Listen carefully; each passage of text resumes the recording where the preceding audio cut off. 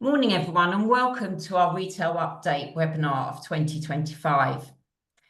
We always start with looking at the year just gone, and I would say that 2024 started with optimism. After a number of challenging years, retailers were hoping for some uptick in trading and an improvement in consumer confidence, leading to greater spend. However, as we'll see, and we know from the constant headlines, retail struggled throughout the year, and in particular, in-store sales, bricks and mortar sales. These challenges were largely widespread in discretionary spend areas, and the golden quarter was disappointing and was shadowed heavily by low business confidence and difficult economic conditions. Consumers held back from spending, and it appears that they took a cautious approach to spending this Christmas. In particular, on buying stuff, non-food sales dragged down the overall results. So, what do we hope to cover this morning? We'll be giving an overview of the retail sector in 2024, and we'll be taking a look at Christmas trading and how some individual retailers, but also some of the subsectors, performed over the Christmas period. Then we're going to turn to 2025 and the trends moving forward, but also some practical strategies for retail and how to navigate the challenges. Tom Holt will be looking at this by deep diving in particular sectors. And then I'm pleased to have Sam Evans join us from UBS, who's going to be given an economic overview. We'll then be joined by Laura McNaughton, who's going to chair a Q&A panel, where we'll have further speakers join us from BDO. And please, can I ask that you add any questions you want to ask within the chat of this presentation? Next slide. Next slide, please. So, I'm going to start just by touching on the current state of the economy, as it's going to be covered by Sam. But given the importance of GDP, inflation and pay levels to consumer spending, it is necessary to understand these metrics in the context of retail. The strength of the economy affects pay increases for workers and hence the size of the purse of the consumer.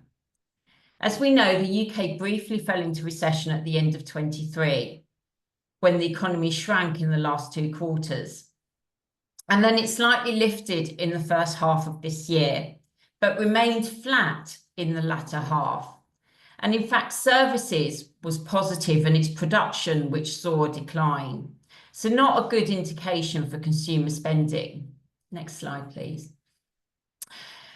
The overall sentiment, consumer sentiment index, this one is calculated by averaging out the 3 main measures of confidence, namely economic outlook, personal finances, and future retail spending prospects.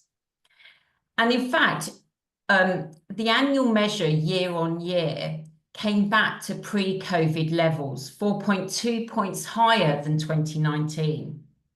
We know that consumer confidence drives discretionary spend. When we observed the trend by month, the index improved in the middle of the year. The future sentiment then suffered consecutive declines of up to 3.4 points, coming down to 40.6 in October as the budget announcement approached. As the Bank of England cut interest rates, it improved slightly in November. However, although we saw this uplift, it didn't translate into spending. Perhaps it's a surprise that consumer confidence is not as low as one would have expected, and business confidence was certainly lower. The general feeling, however, and there are mixed reports on this, but we believe that consumer confidence will fall further, particularly post-April when the budget increases begin to bite. It takes time for these increases, which are going to affect business costs, to feed through to the consumer and the general public through take-home pay. Next slide. This chart represents real wage growth by showing UK consumer price inflation against average weekly wage growth. Real wage growth is represented by average weekly earnings growth being higher than inflation growth. The average real regular pay growth for 2024 year to year stands at 2.2%, reflecting a modest lag behind the average CPI inflation rate of 2.5%. This indicates that on average, regular wages have slightly trailed the rising cost of living for most of the year. However, a notable shift occurred in the latter part of the year as regular wage growth outpaced inflation by 0.6% during September to October. This recent trend suggests a potential easing of inflationary pressures or stronger momentum in wage growth, offering some relief for households in real income terms. Perhaps this is why we had higher than expected moves in consumer confidence. It takes time to feed inflation through to wage growth, and likewise, the April budget movements are likely to have an adverse impact on wage growth. In reality, this again may not feed through until the third quarter, just before the golden quarter for next year. The chart on the left shows some of the unexpected gaps that occurred between wage and inflation, again being driven by those big events. We are expecting this to be more in line as we move forward. Next slide, please. This chart shows the annual size of the UK retail market, including inflation and volume, split by food and non-food, figures in round billions. Retail growth in 2024 was driven once again, as it was in 2023, largely by inflation. The forecast going forward is also not showing high growth, although inflation is stabilising. Next slide. The BDO High Street Sales Tracker shows like-for-like sales for discretionary spend. Therefore, it takes out that essential spend. The chart shows how overall the results were challenging throughout the whole of 2024. It's also really important to look at these in the context of the prior year measures and whether it's benchmarked against a strong previous year month or low performance. As you can see, the year started with difficulty, as can be seen by the blue line for 2024, but it was against a strong set of comparatives for those early months. Throughout 2024, if we ignore December for the moment, the results failed to deliver a strong positive. It's also worth noting that these are an absolute number, so it therefore implies that volumes were down once again if you strip out inflation. October was promising for retail, with indications that people pulled forward Christmas spending, but then November was notably down year on year, with impact of poor weather, but more notably because the Black Friday, which fell on the 29th of November, fell into the December month results. This perhaps explains why December is actually looking so positive. And therefore, this year, it's worthwhile looking at the golden quarter as a total, which actually, as we'll see, remained flat. This wasn't the Christmas that retailers were wishing for, or more importantly, that they needed given the earlier parts of the year. Next slide, please. If you break it down by channel and by these subsectors, growth in the food and grocery market is expected to land at an overall growth of about 2.5% in 2024 compared to 23, with food inflation forecast to settle at 2.7% for the full year. Year on year, growth sales in this channel is expected to be softer than 2023 at 2.2% versus 8% offline last year.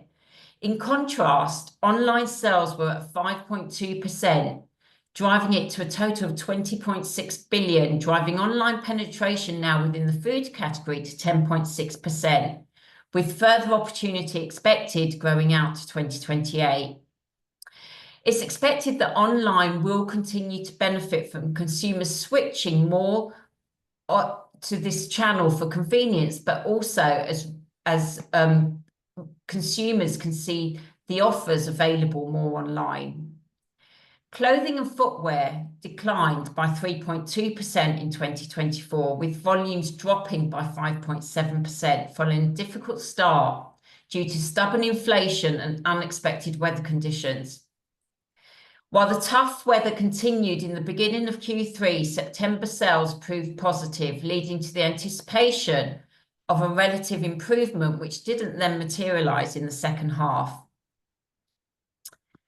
Turning to health and beauty, that rounded out the year with an impressive 5.6% growth, building on 7.4% in 2023. The Black Friday and Christmas occasions bolstered growth in this sector, where consumers indulge for themselves, but also stocking up on gifts. The online health and beauty market outperformed other sectors once again in 2024, with anticipated growth to land at 10.1%. This has also been helped by retailers continuing to develop their propositions and online platform. DIY and gardening was flat in 2024 as the housing market was slow and consumer spending remained low on larger discretionary spend activities. This also follows a challenging 2023 in which DIY and gardening market fell by 0.7%. The sector had a poor half one, with spend falling by 1.5%, with multiple retailers reporting poor sales of outdoor furniture, including the likes of Dunelm, B&M and Argos. And then furniture and floor coverings also declined in 2024, the first half seeing a drop of 3.7%. Again, due to the sluggish housing market and a reluctance of consumers to buy big ticket items. And then finally, electricals. Electricals market grew by 0.5% in 2024 as consumers had to allocate a large proportion of their purse to essential spend. This was more notable in the first half. However, the latter half of the year returned to growth, 2.3%, as financial pressures eased, with huge increases enabling more consumers to invest in upgrading electrical items. The market leader, Currys, has recently seen an improvement in its performance, with UK and Ireland like-for-like sales up over the latter summer months, which is also helped by its strong and exclusive range of AI-powered products. Next slide, please.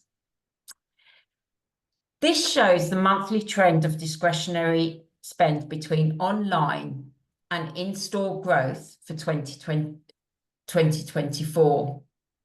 These results reflect the trend we have seen for much of this year, with consumers spending more online versus in-store.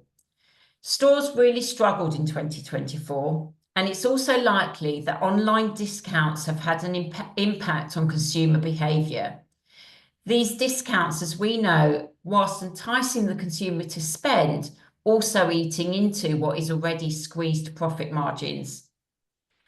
There was a particular strong performance in December, which we will look at in more detail when we look at Christmas trading. Next slide, please.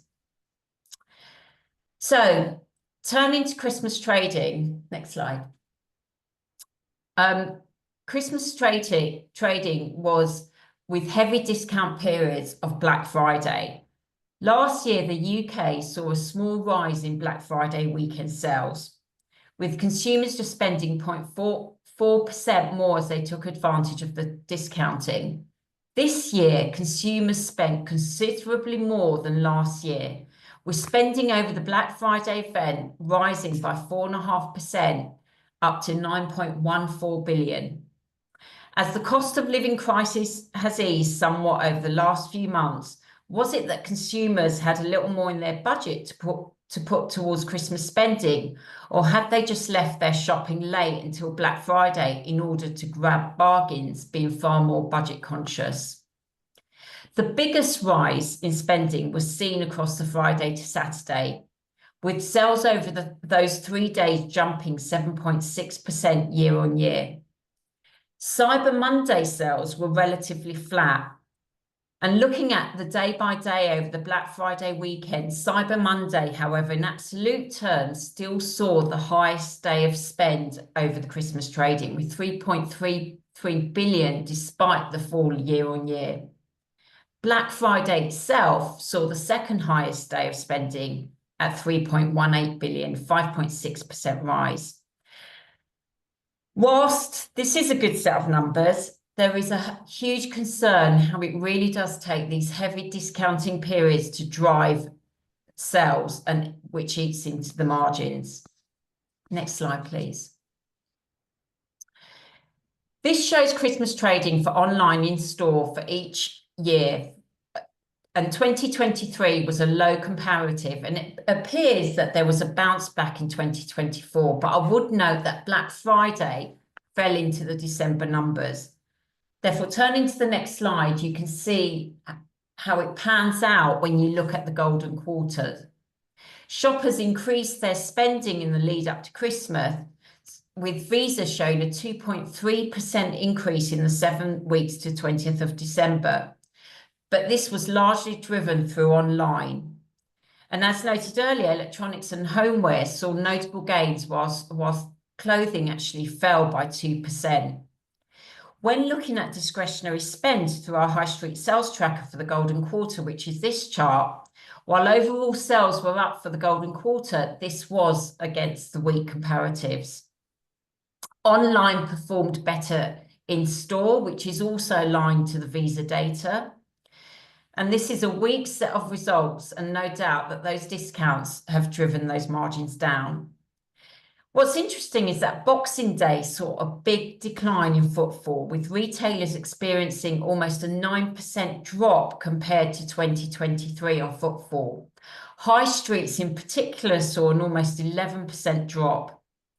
There are big drops in volumes, and it shows the stark behaviour this past Christmas of consumers buying less stuff and less appetite to shop in store. Next slide, please.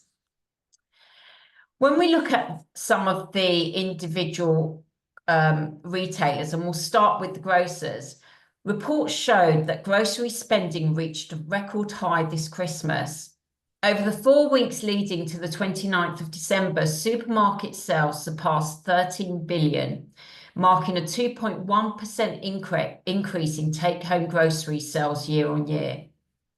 Despite grocery price inflation rising to 3.7%, consumers were eager to spend, and in particular on branded goods, which were up 4.2%, and premium own labels soaring by almost 15%. Tesco's, in terms of its overall performance, showed its true resilience, with profits reported to have increased by 20% in its first half, and increasing its market share again to the highest it's been since 2017, which shows that it's made really good efforts at countering the threats of the discounters through strategic pricing and leveraging from its effective loyalty program.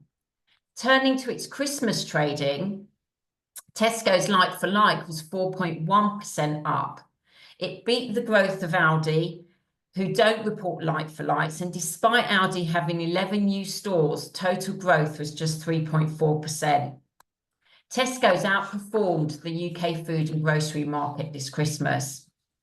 In contrast, Asda reported a disappointing Christmas, as we know, with a decline of 5.8%, with volumes being further down, but also meaning that they're losing market share. Ocado was the clear winner with an overall increase of 17.5%, and M&S with an increase of 8.7%. And Sainsbury's reported its best Christmas ever, with like-for-like sales, excluding fuel, of 2.8%.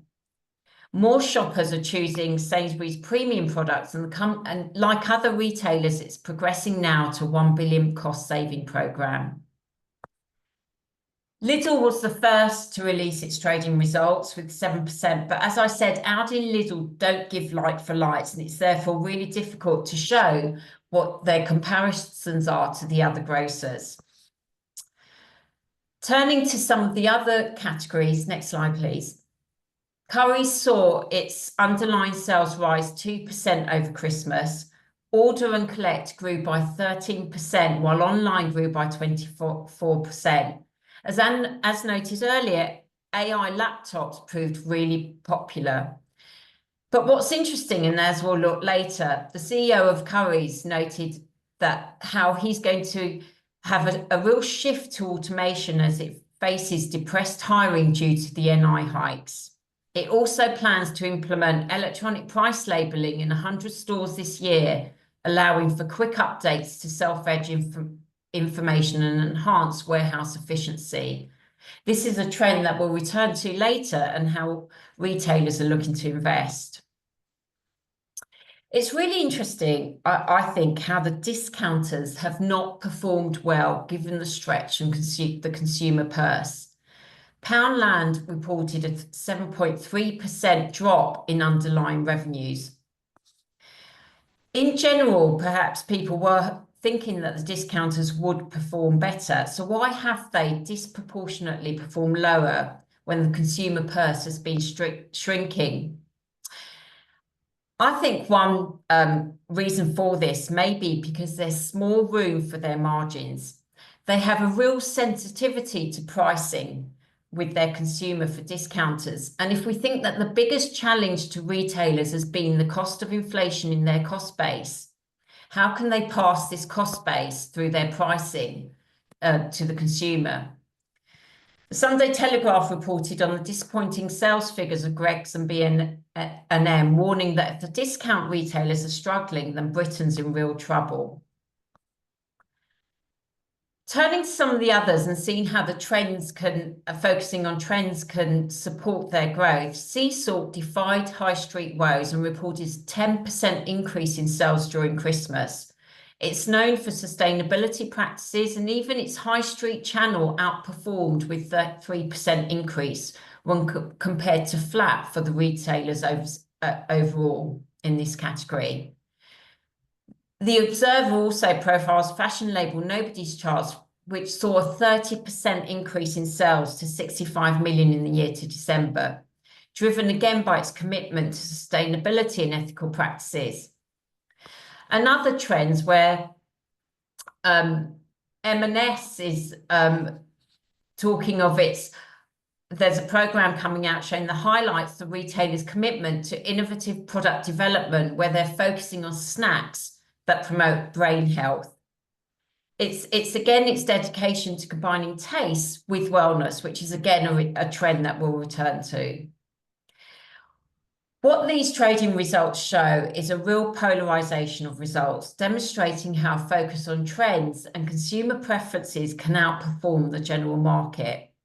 But as we know, this all requires investment and careful management to get this investment at the right time and drive meaningful returns. Next slide, please. So if we turn to 2025, next slide.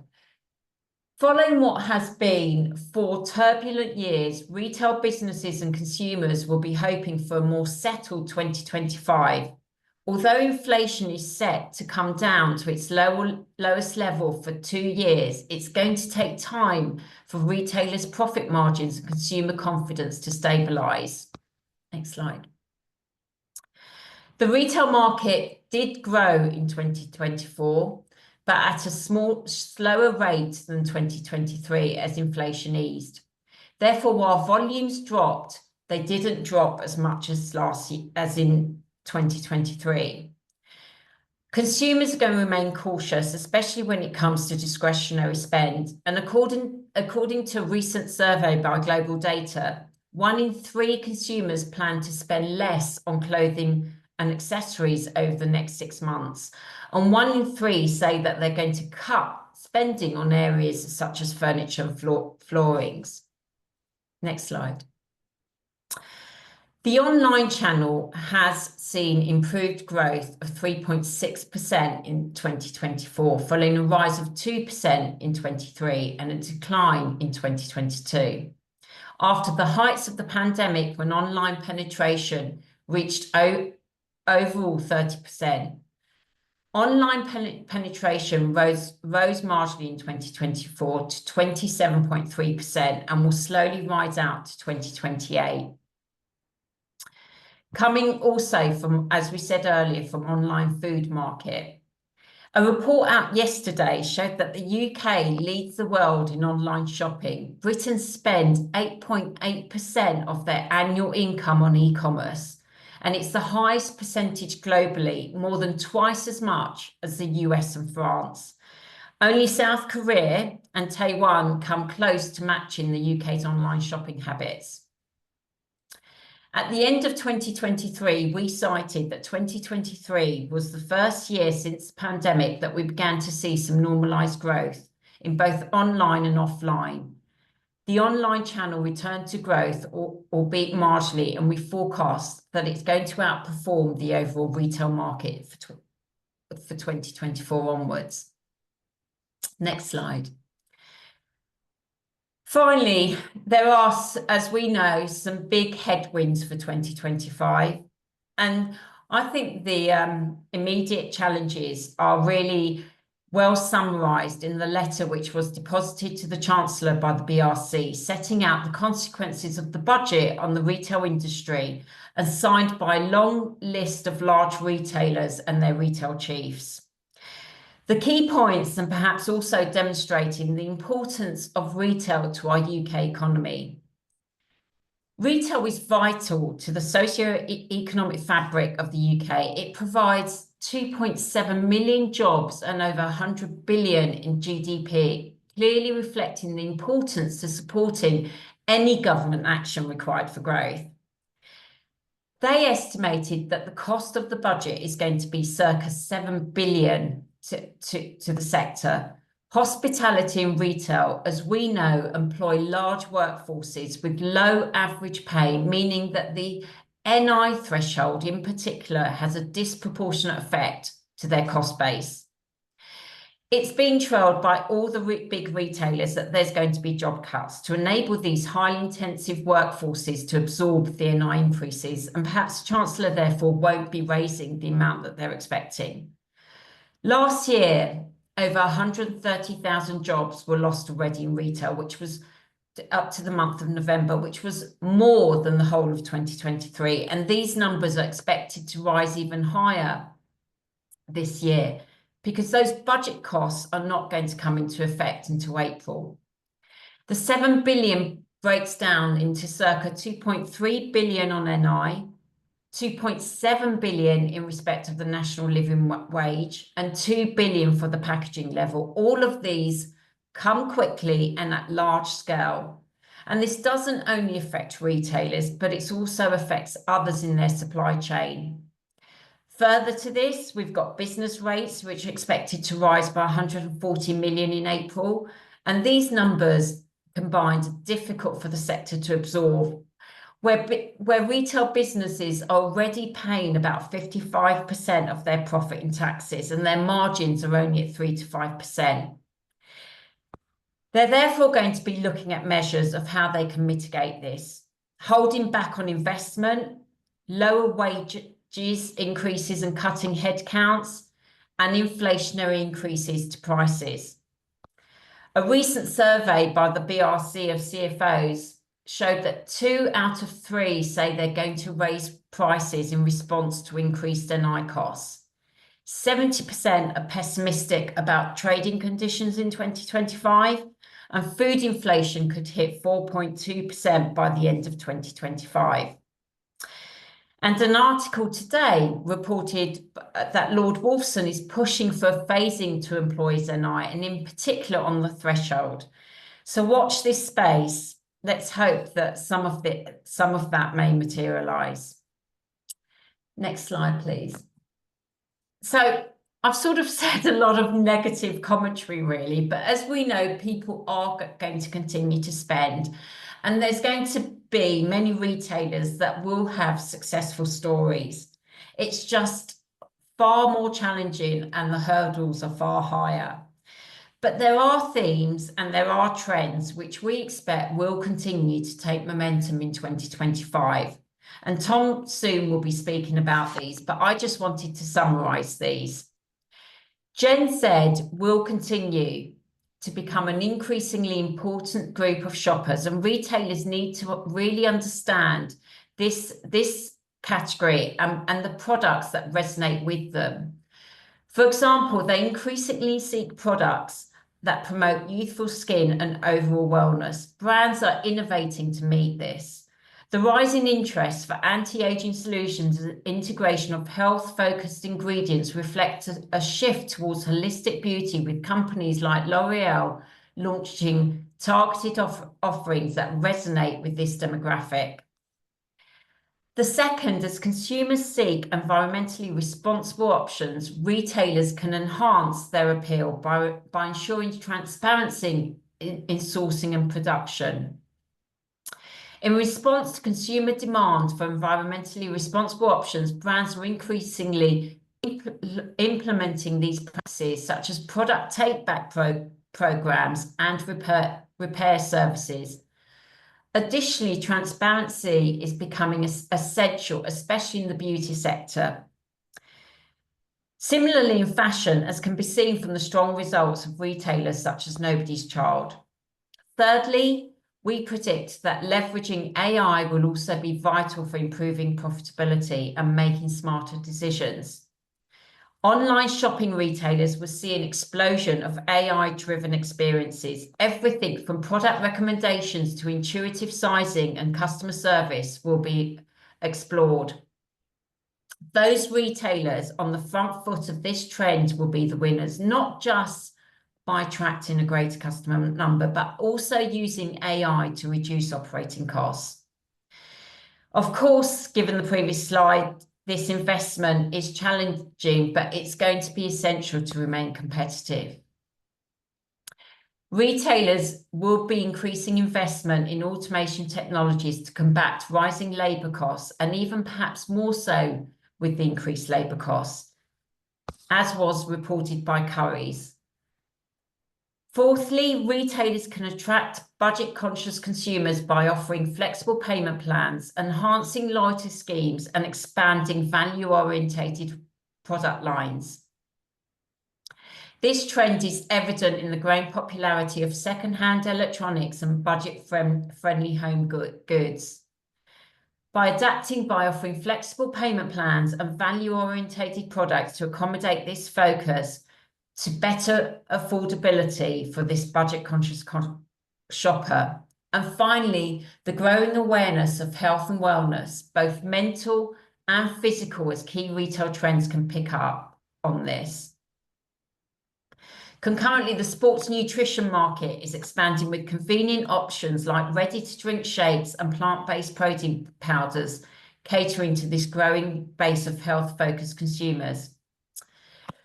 That's all I have, and I'm now going to hand over to Tom, who's going to go into a deeper dive into these, but also look at our own research data that we've been collating over the past year. Thank you, Sophie. Morning, everyone, and thank you for tuning in to listen to our thoughts on the retail sector and the trends that we're seeing entering into 2025. As Sophie said, I'm going to spend a little bit of time just giving one extra layer of the consumer context, aiming to find nuggets within our sentiment analysis that would give us some predictions into 2025 as to how the consumer might behave. Then we'll do a little bit on those key trends and specifically how they've interacted with the sectors that we've covered, and highlight some examples of best practice or brands that we think are doing a really interesting job. Next slide, please. So I think the first, context around consumer spend is a long-term view. So on this chart, we've got a lens of average weekly household expenditure in the UK over the last 10 years. On the left in red, you've got what we deem product spend. So that's predominantly spend in retail. And on the right is leisure spend. So predominantly those in hospitality, dining out, travel, for example. Now, obviously, we did have a notable decline during the COVID years, an inability to spend, which was much more pronounced on experience. But you could see prior to that, there had been a well-reported growth in experience preference over product spend. I think that's no new news to people on this call. But what we've now seen is a recovery in the spend on both product and experience, but we're actually still some way back from where we were pre-COVID. So we're 16% down on average weekly basis on our product spend and still 23% down on our experience spend. So when we report a lot of, I guess, good news in the travel space, when people are seemingly spending and investing and prioritizing spend on experience, this data suggests there's maybe even more headway that could be made for experience spend. So what does that mean for retailers? Well, there should be more bounce back that we see where people start to get more comfortable on purchasing, but it really does depend on the sentiment that the consumer has. And we've heard from Sophia and some of the backdrop that the consumers are feeling slightly less confident at the moment on their product spend. And we expect when we do our survey at the end of February that might be slightly weaker comparing it to December. If we just go on one more slide, our sentiment tracker from summer 23 through to the winter just gone shows that actually from winter 23, there was a very gradual and notable improvement in net spend intention over the next 6 months. Again, we've split this into retail or product spend and experience. And you can see that post spring 24, people were net positive about their spending intentions on experience for the first time. And that stayed positive for the majority of last year. And retail was always somewhat behind that. So people were predicting that they had less confidence in their net spend intention over the next 6 months. But what we have seen is that gap between the two has slightly shrunk. So we aren't necessarily seeing that experience spend being as prioritized as we probably have seen it for some of the months that precede where we are today. Next slide, please. When we look at all of our spend areas and look at spend intention, so over the next 6 months spend intention, we can see across most of these non-essential areas from December, there was a net positive improvement year on year when we look at Q4 23 or Q4 24, sorry, against Q4 23. But again, some of those non-essential categories, beauty being a notable one, is actually positive for the first time in a while. And that leisure side actually a bit more negative. So there are some areas in this data that highlight that for some retail categories, we could see some encouraging consumer sentiment going into 2025. Next slide, please. What is really important to note is this massively changes when you look at the age profile of these consumers. And when we highlight in our trends the focus on Gen Z, is because they have shown a much higher willingness to spend. And you can see here, this is our spend intention over the next 6 months split by age. And we've added the population that is derived in those age categories below. And if you take what is the negative or older segment on a spend intention, you can see that that is the majority of the adult population. So over 50%, close to 60% are actually still indicating that they are less likely to spend more in the next 6 months. And it is that Gen Z customer, the 18 to 34 or 18 to 25-year-old, who is more positive about their spend intention. Next slide, please. Now, what we thought we'd try and do, a lot of this backdrop shows that potentially the consumer is feeling a bit cautious on their spend. And equally, Sophie highlighted some of the headwinds that are being faced in our sector due to some of those government changes that will mainly hit from April onwards. And although people's financial years will change, what we thought we'd ask is a quick poll question to the audience here, just in terms of how you're forecasting your business to perform in 2025. Now, I didn't think a category of massively behind last year would be one that people would vote for. So all I've just tried to steer here is, do you think you'll be slightly behind last year, year on year, flat year on year in terms of 2025, or slightly ahead? If people can fill out their thoughts, I think it would be quite an interesting summary.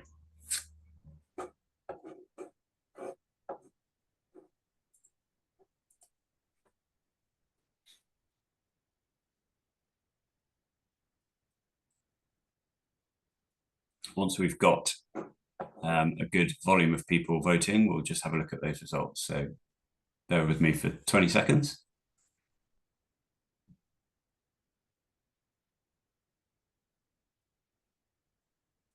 Okay, a brilliant mix, and great to see that actually there's quite a lot of confidence that people can push ahead of last year. And I think what we'll do is we'll take that data and we'll turn it on the next slide to how retailers can respond to what we're seeing is fairly a challenging environment. Now, Sophie mentioned these trends, but what I'm going to try and do is bring some of these to life with some examples in the specific categories where we see already evidence of retailers doing this, and have a little deep dive into some of the core sectors in our space. No doubt there will be a focus on affordability. I think a lot of people will be looking at how they incorporate the buy now, pay later apps, and also trying to focus on that headline price that people will see when they come into your stores. So we're seeing a lot of retailers move to value ranges, making sure that they have prominent, value options for consumers as they come into stores. We are seeing a continued importance of that Gen Z. They are bullish on their spend, and where they are spending is across all those categories. So they are still, active in clothing and footwear, definitely in beauty and personal care. And we'll see a couple of examples of how businesses are targeting those. I think the power of AI is being really notably seen in retail. There's a lot in the back operations of retail businesses, in improving processes, in making things more efficient, again, to obviously offset some of the faster rising costs with labor. But we're equally seeing a lot of people invest time and energy on how AI technology can improve the customer experience, much more personalization, how it incorporates loyalty mechanics. And I think that is where people are seeing, although it's predominantly an online area, significant improvements. And the last two on wellness and sustainability, I think consumers are increasingly placing an emphasis on brands to show how they can offer sustainability, both in their in-store environment, but also in the credentials within their product set. And on wellness, I think it's both ways. It's to the consumer investing in wellness.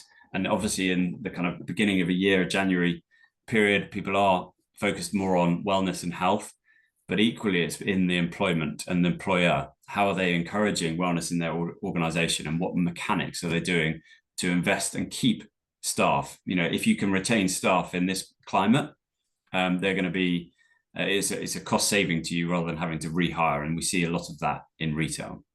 So let's take a sector dive, and let's start with beauty and personal care. If you turn on one page, please. Now, as Sophie mentioned, this has seen fantastic growth year on year. So on the left, what we've got is the market value in billions over the course of the last 5 years. And we can see that we are significantly ahead of where we were pre-COVID and continuing to grow at above inflation rates.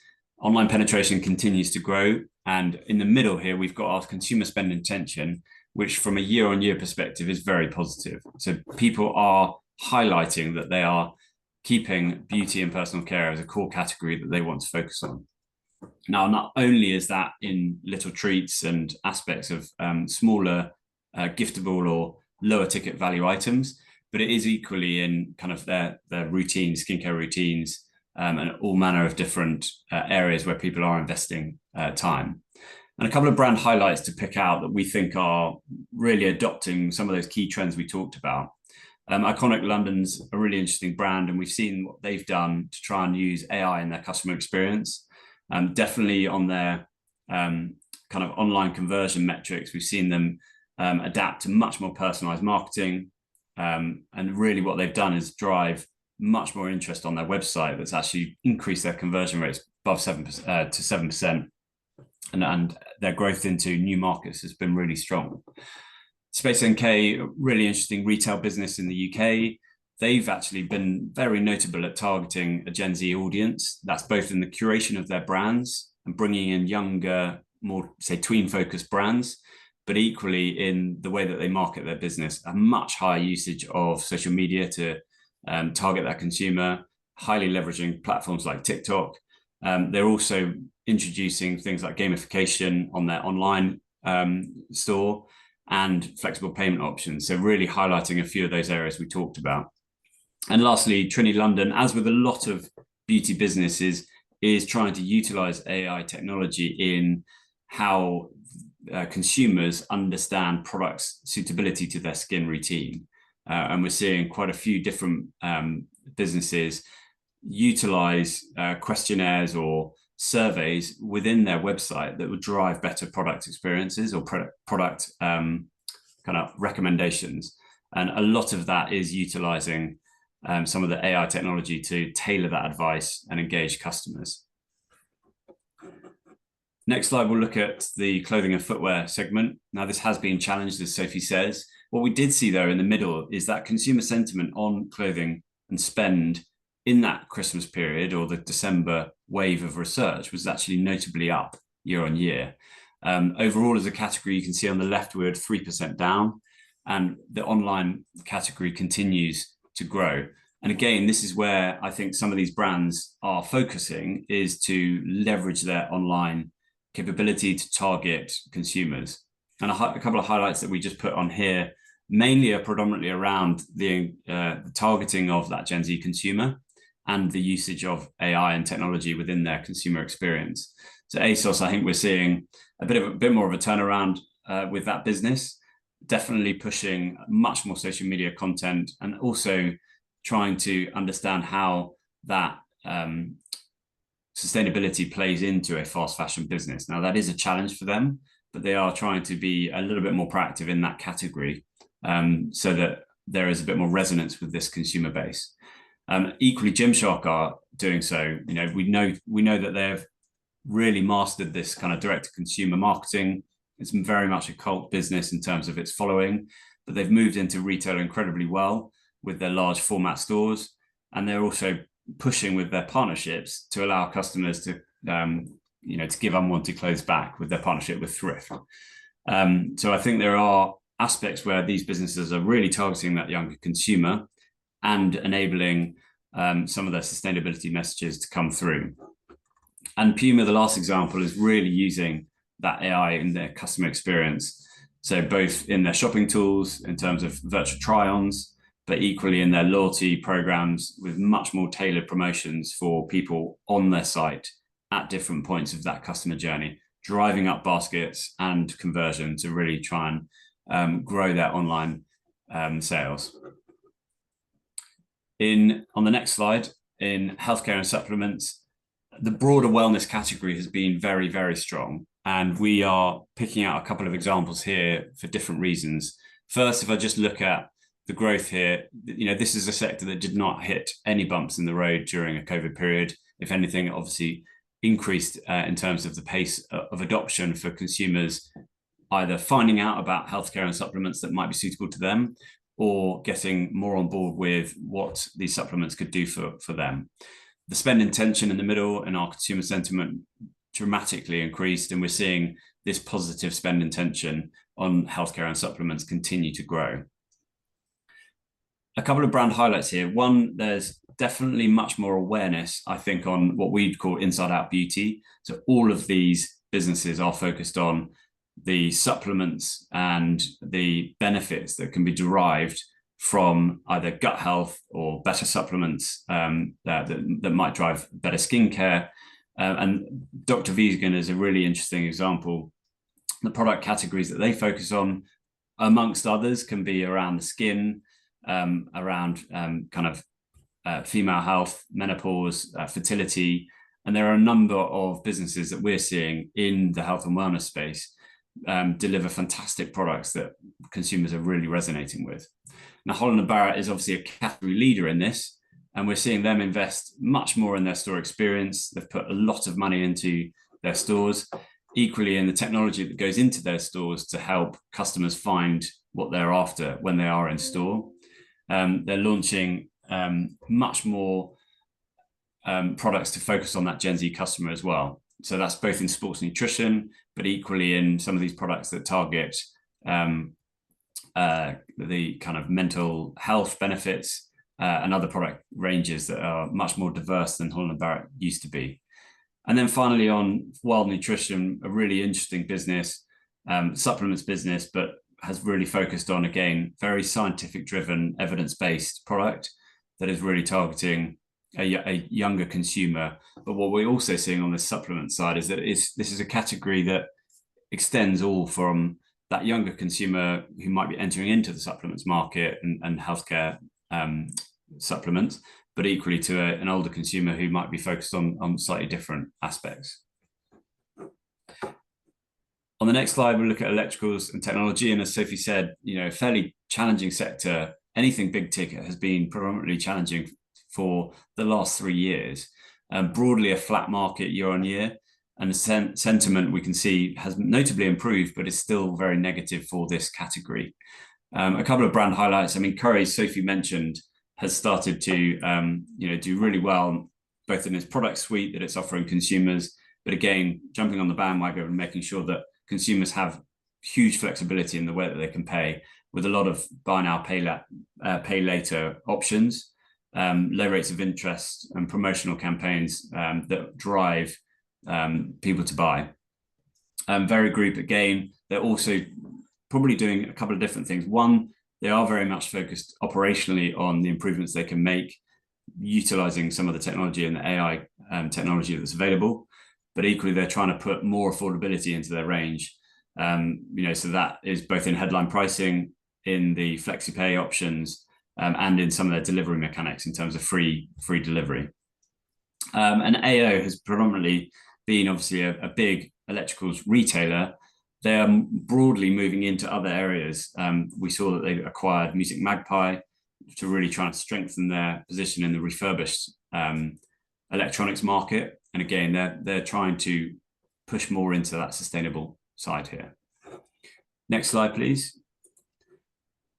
On fashion, flat year on year. Again, this is sports and outdoor equipment, flat year on year, but a notable increase in spend intention there, although slightly negative. And a couple of examples that we've seen do really well. JD, obviously a large retailer in the UK, is fairly acquisitive internationally, looking at buying businesses on the continent and in the US. And we see that they're predominantly focused on that Gen Z customer, introducing new brands that resonate, and they've launched quite a few and enabled some predominantly D2C brands to see quite a lot of traction in their stores. Foots Island continues to do well and expands its stores, growing in the number of stores it's got. And Lululemon is moving more into the partnerships, focused on collaborations and targeting additional sports, having predominantly been seen as a kind of yoga and spas or athleisure brand.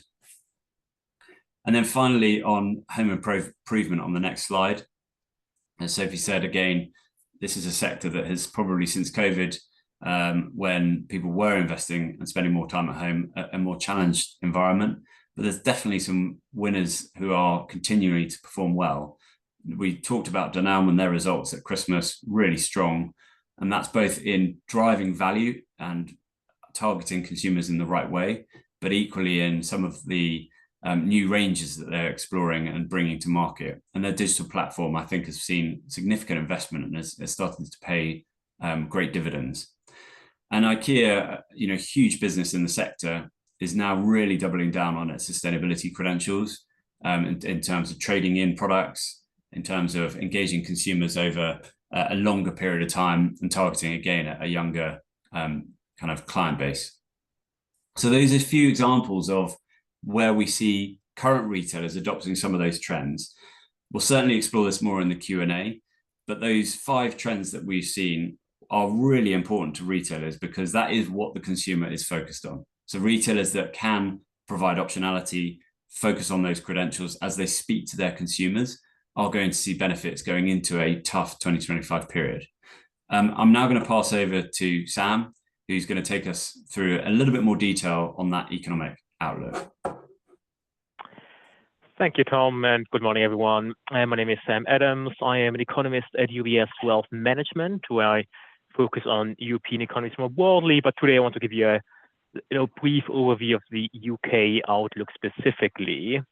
And the UK is always a good case to talk about because it's one of those economies that defies easy characterizations. I think depending on where you sit in the economy, you can have a very different impression of how things are going and how things evolve. And 2025 is certainly set to be a year where you will see more of this narrative shaping up with the business sector, especially consumer-facing businesses, as we have heard, such as retail, under considerable pressure, but then The flip side of that being that other parts of the economy, such as households, but also the government sector, being able to provide a little bit more support.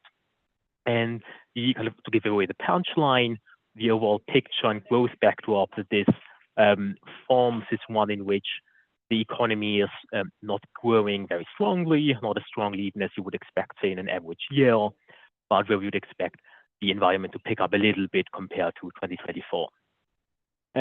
Anyway, if you allow me to set the stage a little bit, so last year was meant to be a year of improvement, and certainly the first half of the year felt like this. So we have seen very strong growth performance in GDP terms, with the UK growing at US-like levels.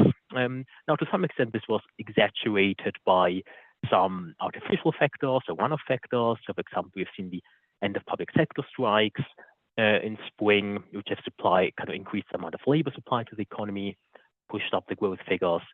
But certainly there was a general improvement in the sentiment also among businesses with an eye toward the election as well.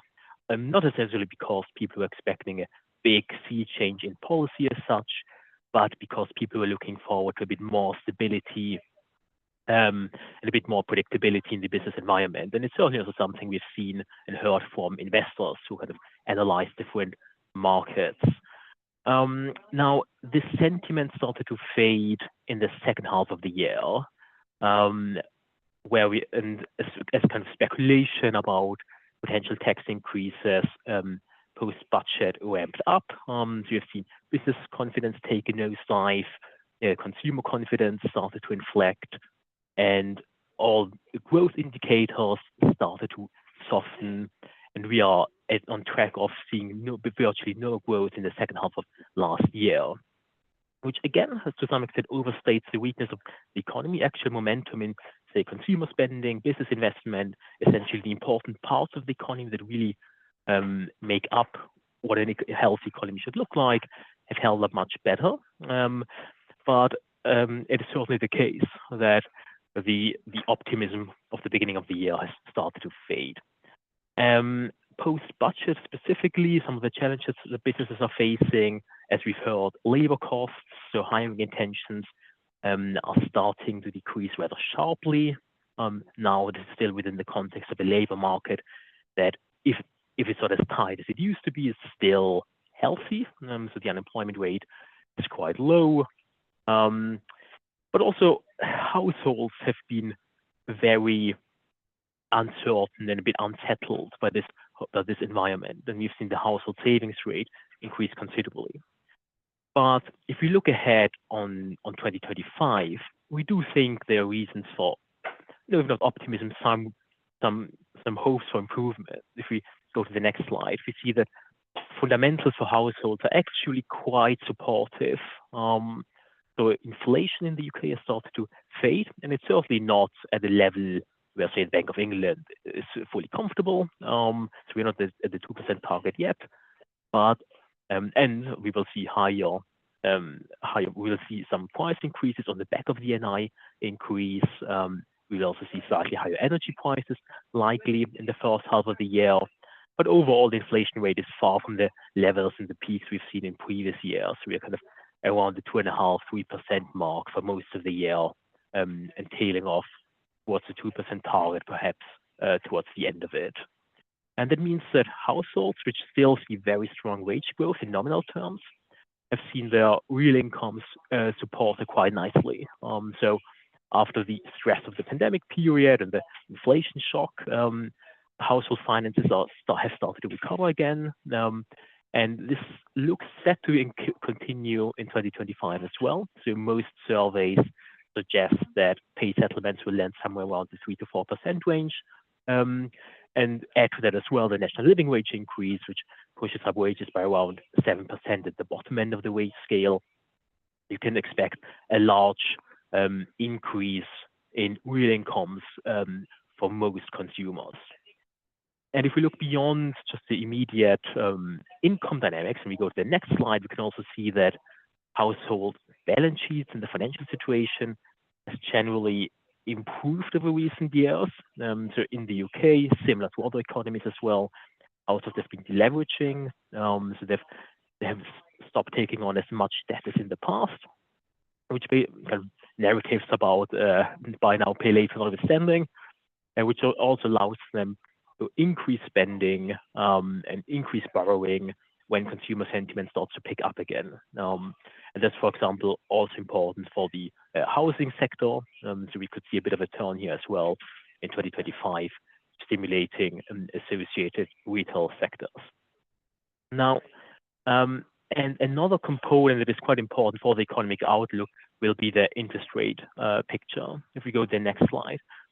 Because as mentioned, inflation, while not completely under control yet, is at a level where the Bank of England feels like it's close to the target and they can slowly start to take the foot off the brake and they can start lowering interest rates again. And we've already seen the first interest rate cuts last year.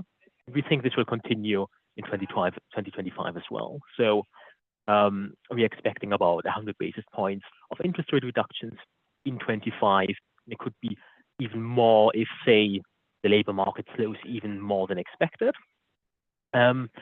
And this means, and this also supports a downtrend in mortgage rates. Now, what's important to note with respect to mortgages is that we are already past the peak of impact on household finances. So most households, most consumers have already reset their mortgages, which is seen in the chart here, where you can, in the black line, see kind of the mortgage, the interest rate on a new mortgage, and the blue line, the average interest rate on a outstanding mortgage. And as these two lines converge, it tells you that the average mortgage is already at the current level of interest rates. So as an important headwind to consumer spending over the last years, which has been the mortgage resetting and anticipation of mortgage resetting, which is an important motive for savings as well, is starting to fade in 2025. If we go one slide further, I think kind of the overall picture that this shapes up to is one in which there are tailwinds for consumer spending to recover in volume terms. Of course, as mentioned, we're not expecting a strong recovery here, but there's some room for improvement that we expect to see come through in 25. This is also supported by the government sector here, and it's kind of the flip side of the budget that we've seen in autumn is that, yes, we've seen tax increases on the business sector. The flip side of that is that the government doesn't have to cut spending as much as previously anticipated. There's much more spending on issues such as the NHS and also public investment spending, and that's also something that supports the overall economic environment, even if the business sector itself doesn't directly immediately see the benefits of that. So overall, an encouraging economic backdrop, even if some risks and vulnerabilities will remain. And one point, of course, when it comes to the consumer, and it has been mentioned, is that the way consumers spend has significantly shifted over recent years as well. So the share of online transactions that in retail sales has significantly increased during the pandemic, but is also kind of stabilized on a structurally higher level. This is a trend that we would expect to continue as well over the next years. And with that, I'll leave it at these comments, and I'll pass on to Laura for the Q&A session, I believe. Thanks, Sam. Good morning, everybody. So I'm going to ask the rest of my colleagues to come back online, turn on the cameras and unmute so that we can start the Q&A. As mentioned at the start, if there are any other questions, we have had a few, please do pop them in the Q&A.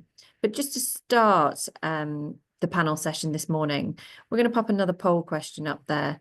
Again, just to test the sentiment in the audience, understand perhaps where people's focus is going to be as we look forward to 2025. So if you'd like to place your vote now, once we have those results, we can take a bit of a look in terms of where your thoughts are.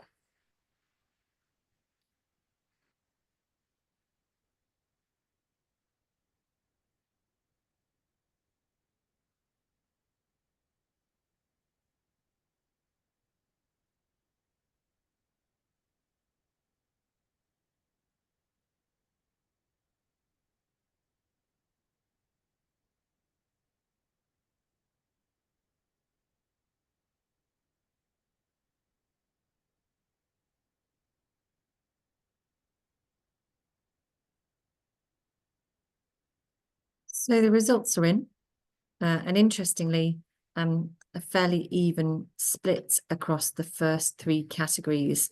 Tom, can I invite you just to come back on the call with me? You've been at the heart of our consumer sentiment. You continue to be so. Thoughts around where the audience are focusing their time and resource and how that plays out into what you're seeing? Yeah, that's, I mean, a great indication here. I think the predominant focus for retailers is going to be how they understand the price increases that they are likely going to push through, and how that is the customer that they're targeting reacts to that. So trying to focus on affordability makes 100% sense to me. And that is, and we had a question in the, I think, Q&A, focusing not only just on headline prices, but that product quality is super important. When we run our surveys and understand what we call KPC's, key purchase criteria, price and quality are notably in that top three most of the time. Where we see people have done a really good job, I think M&S and the turnaround has made sure that the quality and the price are really matching what their consumers want. And I think when retailers are looking at that, that is an area where they need to see across their competitor set, where are people on their both the products and quality, and where do I sit? The other aspect on AI, it's no doubt going to change, I think, a lot of the online and mobile-led consumer experiences that people will have. But how can retailers adopt some of those technologies and practices in their processes? Because they will no doubt be facing that headwind on cost on their labor force. But there are tools available that we're seeing both in our businesses that will really improve the processes they're running at. So I can see AI and affordability as two really important factors that people will focus on. Just keeping on that point of AI, Jason, bringing you into the conversation from a digital point of view, thoughts around AI and how people can wrap their arms around what is quite a vast field that people are rapidly trying to understand? So I think, just leading from Tom's point, I think taking advantage of it, another aspect of AI will be the automation angle and robotics, which I think from a retail perspective can be really, really interesting, both in terms of manufacturing as well as distribution. And I think that, potential for cost savings there. I think the other one is, the deep seek in terms of that platform and dispelling high cost of AI, and that it actually could be more cost effective. So I think a lot of organizations were going, okay, AI cost, and we see that increasing, but actually with that, it's actually changed the perception of the cost of AI. So I think it's going to become increasingly more important. And I think with increasing labor costs, I think it's going to be an obvious route that most organizations will seek as a way to reduce costs. I think the early kind of first mover advantage has kind of happened, but I think there's going to be an evolution of that, and I think it's going to be driven by cost savings. Thanks, Jason. And Sophie, sustainability is ranking up there highly. I know it's something that we debate heavily in the group, prioritizing sustainability and where the consumer is going to spend their purse, and product versus quality, as Tom said. Just your thoughts briefly on the ranking of the poll, but also that first question that we have had in the chat on how important product quality is for the businesses compared to just that marketing and experience that they see both in store and online. I'm on mute. Absolutely, it's key. And, those three categories, which are generally quite equal, isn't a surprise to me, actually. And I think the sustainability piece, you can see it in the trends that we trailed. You can see it in some of the results of those retailers which have outperformed the market as to how that area has actually helped in terms of their performance and is playing to the preferences of the consumer. But what's really important in that is the transparency of it and making sure that, it is transparent and it's clear in how it's communicated in terms of the values and the practices of that retailer to their target audience. Thanks, Sophie. Sam, just checking whether you're still with us, because we have had a question that I think is going to be quite interesting to debate, because I know we debated it ahead of this call. So we've had a question from Matt around, is there a disconnect between the economic overview and the sentiment? With increasing disposable income and interest rates beginning to fall, is the consumer sentiment lagging the actual reality? So Tom, Sam, I'm going to let you two debate at this point, which I know was one that we've talked about before. If you allow me to go first, I mean, I would take the yes, it is lagging a little bit on the question. I mean, it's something that you see often, that consumers, also business sentiment, can veer very strongly in either direction, where people become very pessimistic, kind of based on headlines. And this certainly matters for the economic outlook, but some of those fundamentals that we talked about, they also kind of drive sentiment eventually, kind of should help with sentiment recover a little bit in this year as well. But I also would repeat the point that I don't think anybody's expecting a strong performance either on the growth front, but it's a bit more encouraging. Tom, anything to add? The only thing I'd add is we've probably been analysing sentiment for, I mean, we all have for a number of years, and it's been negative for a number of years. So actually what we're probably talking about is any increase. So when we looked back at that data that showed that actually for the last 3 years, sentiment had improved, I take that as, you know, even though it's negative, I take that as real encouragement. When we look at it on our kind of discretionary categories on a kind of seasonal basis, we're looking for that year-on-year comparison. And as I said, December year-on-year was notably up in most of those categories. I get the point raised, I think, in the Q&A, that there is usually a disconnect, because what you feel in your purse right now may be impacted and change your sentiment. I think that there will be probably a notable change coming into the summer if we have higher unemployment and people are seeing a slight pinch on their purse.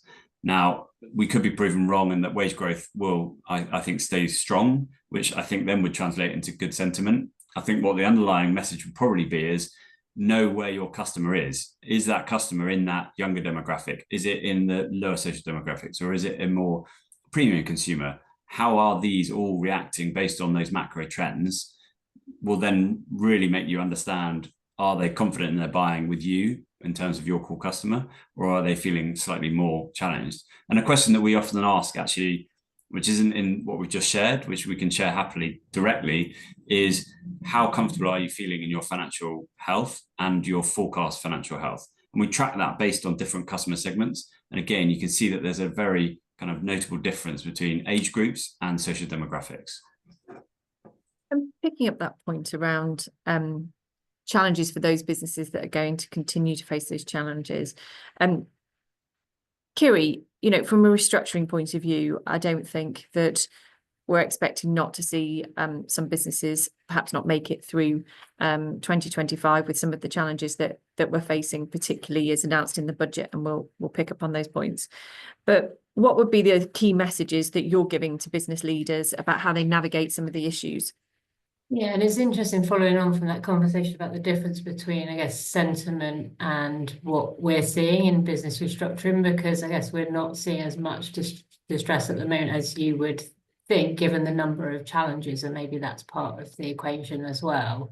But I guess it's around, you know, taking some of the themes again from this morning around predicting behaviour, staying informed, keeping up to date with market trends, regulatory changes, consumer sentiment, and looking at the deep dive of what your business specifically does, and also, you know, what the demographic is and how it's behaving. It's also about, you know, forecasting early, sensitizing base cases. We're seeing quite a lot of, I'm doing quite a lot of reviews at the moment. Obviously, there's a dramatic impact on people's cash come April. People are looking at that now, and then for businesses on fine margins, that's been, you know, you can really see the huge difference in the problems that that's going to create. So that's one of many things, I guess, around forecasting and the use of it. And it also allows you to kind of bring along stakeholders. And the more information you've got, the sooner, the earlier you can see a problem coming, the more options it opens out to business leaders and management teams. Thanks, Kiri. And Sophie, you work with some of the UK's largest retailers. Biggest challenges you think they're facing? Well, I would go back to everything we've been really talking about. And the biggest one, I think, for many of them is their costs this year. You know, all businesses were expecting the rise in NI. The threshold was the largest surprise, I would say. And we know that these large retailers employ a number of people with an average low salary. But whilst they can calculate the impact it has on their immediate cost base, because they know how many people they employ, it's about really also being able to calculate what is their, how is it going to impact their supply chain cost base, and what actions are they going to take to mitigate it. So at the same time, they need to remain competitive. And again, it's about everything we've been talking about. You know, where will they invest? To remain competitive, they're going to have to look at these trends: AI, sustainability, affordability. So they really need to be well informed about that cost base and have a real finger on that in terms of how it's going to impact April going forward. I think these are a lot of spinning plates for them. I mean, it's how they really navigate through that. And we've been talking about the lag, you know, consumer sentiment behind business, but that's because it hasn't completely fed through yet. And I agree with Tom. I think, you know, if there isn't a change to the threshold and that these things happen, it's probably not going to be until the summer months that we see the real impact. So I think the big challenges are really being informed about what the impacts are on their financial business models. Mark's responded to that and I think it's in a point we all agree, Mark, given consumer price sensitivity, the data that we're pinpointing here this morning and the unavoidable fixed cost increases, are retailers going to be able to find enough? And actually, are they going to have to start to look at the overall portfolio and that blend between the omnichannel approach, bricks and mortars? What is the contribution that stores are going to have to make to actually make them viable? And we've seen that in the charity sector this week from a number of headlines, and we're seeing it as well across commercial retail. Kiri, thoughts on rationalisation of retail store estates and what we think might happen to the high streets in the conversations that we're having? Yeah, we've seen, obviously we've had years where there were lots of CBAs trying to achieve that, and more recently we've seen restructuring plans trying to achieve the same, which, you know, they've grown in momentum, but now we're seeing challenges against them as well. So it'd be interesting to see how that pans out as a tool once we see the kind of outcome of those challenges. And I think with, you know, given the cost of bricks and mortar, rationalisation is a sensible strategy, but it's balancing those things up. I mean, one of the things that, you know, clients come to us quite a lot where they've tried a strategy and it hasn't worked. So it's about trying things and being agile and being flexible and not being cemented to your strategy come what may once you've decided to enact it. And that comes down to, again, the forecasting, but seeing how it's playing out in reality. What is it doing? Sort of trial and error, and rather than kind of necessarily executing a big strategy all in one go, perhaps, you know, trying it out, seeing what impact it has more widely. And we, on the other side of that, I suppose, looking at how people repurpose their retail estate, how they make it more relevant to the consumer, and collaboration is a huge word that we play out on our side. Tom, you know, we've talked about that point as to, you know, do people versus closing their retail, there is some of that may need to happen, but actually is it thinking more about how they use their stores in their interaction with the consumer to, particularly to the younger consumer, engage in a better way to increase the spend that's with those retail operators? Any additional thoughts? Yeah, I think we're continuing to see really interesting collaborations, both with physical retailers adopting brand collaborations or shop in shops, and how that's benefited, you know, some of the bigger retailers, Next of this world, putting more emphasis into shop in shops where they need category leaders, you know, like Mamas and Papas in a certain category, to drive footfall and resonance with their consumer base. It is quite interesting to see how, you know, the Next evolution, you know, almost half of Next products are now non-Next. So, that is a multi-brand platform online. And now we're starting to see that more physically in stores with multi-brand. So that's one specific example. I do think the brand collaborations where a retailer might still have a specific segment in the market that it traditionally targets, brand collaborations are a fantastic way to get in a new consumer. And often people are doing that with brands that are targeting that younger Gen Z customer. And it opens up that ability for them to utilize probably better social content to drive interest in their business. And another question has just popped up, Tom, our view on WH Smith's, which is a key example of this, a shift in strategy where perhaps the traditional model no longer works. And they've had to realize that, Next probably were one of the first to do that and have done it successfully well over that journey you've just highlighted. Thoughts as M&S move to a travel focused business and away from the high street? Yeah, I mean, Smith's is such an interesting and long-standing part of our high street that I think a lot of people want to understand, any next owner of those high street stores, how it will evolve. I'm sure the purpose of the high street stores can exist. The 500 stores or however many that there are on the high streets may not be the right number. And we've seen a number of people retrench from, a big store estate.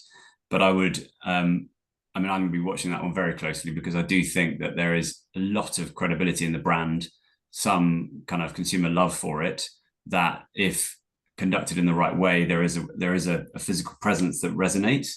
The key will be just at what scale and at what size is it really going to work as a retail operation as a whole. And I think it'd be interesting to see who goes into the WH Smith's retail on high street stores, Tom, because somebody will, and we've seen people make moves to have smaller footprint stores and use perhaps some of the challenges people are facing to maybe think about their own strategy. So I agree, it's going to be an interesting one that plays out. But Kiri, any thoughts just from that slightly more structured part of our world? No, in terms of WH Smith specifically, I mean, it'd be interesting to see how it plays out, to be honest. I've been following it as well. So no, nothing to add to what Tom's saying. And then one of the final questions that we've got just from the audience before I just pick up and go back to the budget, it'd be remiss of us not to just touch on the tax aspects that our audience are facing. AI, we talked about AI, it's clearly ranked in the audience as one of the priorities, and I don't think anyone on this panel will disagree. It's something people have got to put their arms around. But it is going to be expensive. Removing the human element of labour, is that the right thing to do? And actually, do we think that it is really going to make a significant difference? Is there a balance to be had? Sophie, your thoughts perhaps on what you're seeing from an AI and the value of that, and whether it does impact the cost statings. Is it a bit overstated that AI is the only answer for the sector?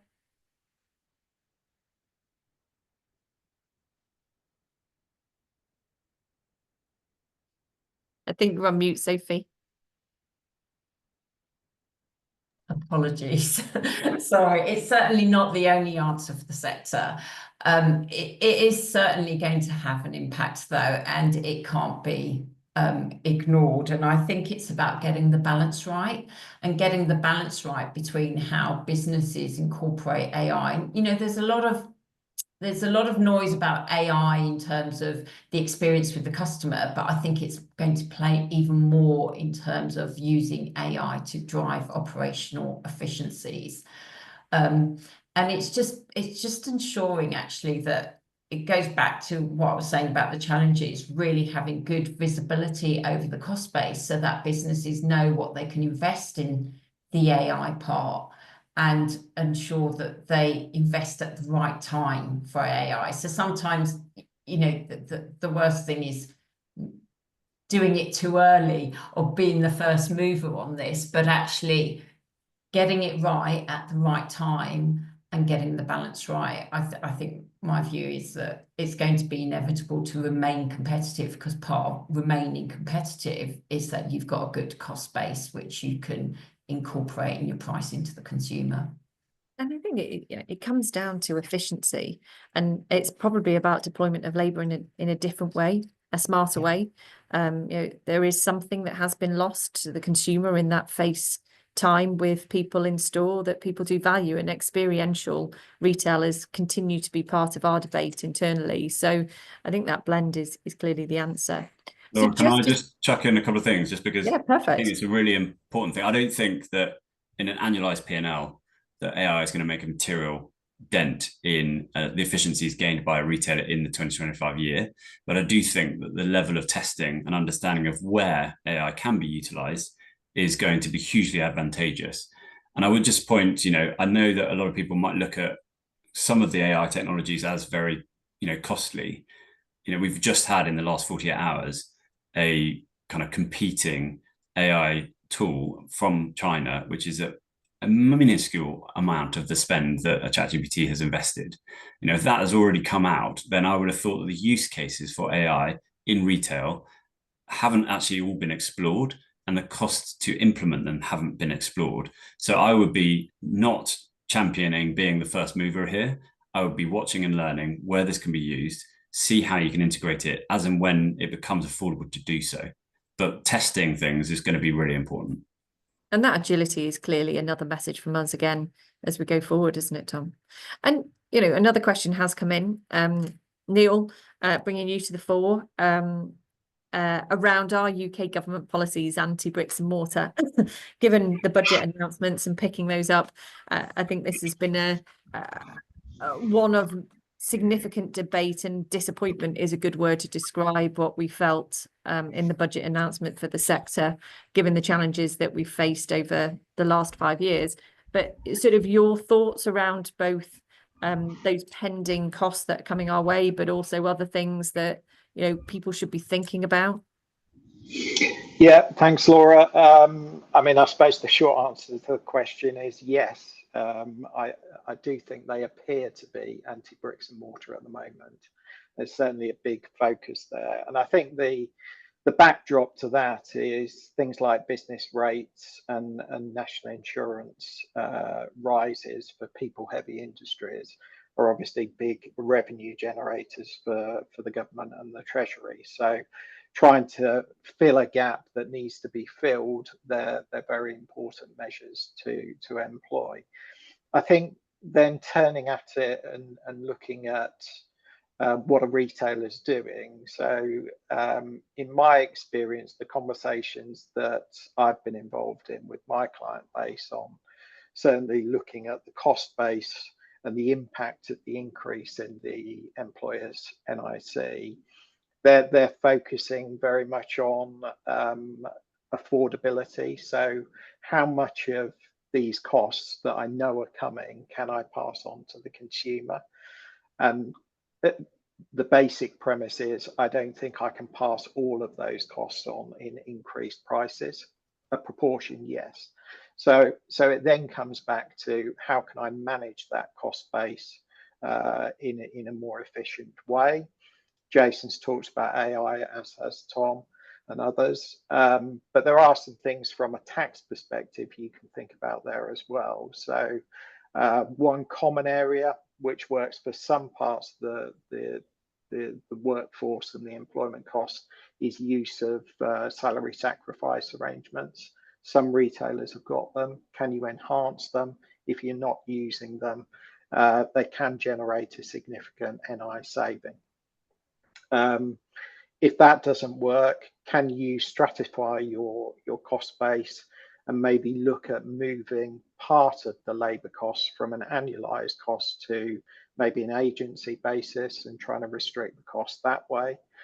And if in a worst case you do have to make the decision to cut headcount, certainly severance payments and termination payments are fraught with complication. Make sure you navigate that carefully and take advantage of all the tax reliefs that you can. The other aspect that's been in the press recently and will continue to be in the press is tariffs and Trump. And there's lots of conversations going on there with US businesses. So here, my messages to the audience would be I think really think about and understand what duty costs you're paying. Quite often I hear in conversations, well, our freight forwarders do that for us. It's your responsibility to really understand what makes up that cost. Are you correctly classified? Are you using the right tariff? If you don't understand it, you can't adjust it. If you can adjust it either through price or reclassifying products in a certain way, almost certainly that's going to have an impact on your transfer pricing model.